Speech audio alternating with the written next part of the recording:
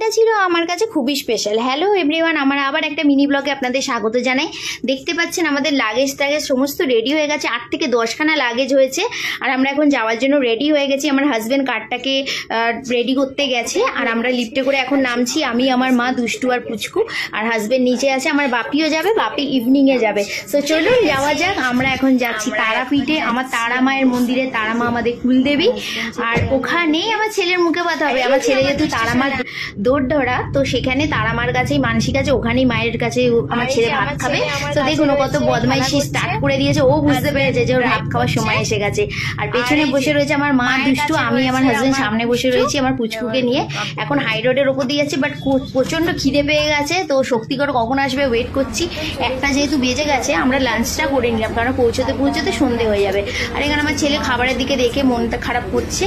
আর আমি কিন্তু বসে এখন খেতে পারিনি, ওখানে দাঁড়িয়েই খেয়েছি, কারণ মায়ের তো অবস্থা জানেন, বাচ্চা হয়ে যাওয়ার পর খাওয়া দাওয়া ঠিক থাকে না। আর আনন্দে কিন্তু আমি আর আমার ছেলে একটু নেচে নিলাম এখানে। খুবই আনন্দ, মানে এই দিনটার জন্য না জানি কত বছর ধরে ওয়েট করে বসে আছি। আর আমার পুচকু জন্মাবার পর থেকে এক একটা করে দিন গুনেছি কবে আমার ছেলের মুখে কথা হবে তারাপীঠে গিয়ে। আমার তারাপীঠে আমি পৌঁছে গেলাম, যেখানে আমার তারামা ওয়েট করে বসে রয়েছে কখন আমরা যাবো। দেখুন আমরা ফাইনালি পৌঁছে গেছি। এটা ছিল কৃষের রাইস সেরেমনি পার্ট 1। প্রত্যেকটা পার্ট দেবো, স্টে টিউন। কেমন লাগলো অবশ্যই জানাবেন। Thank you.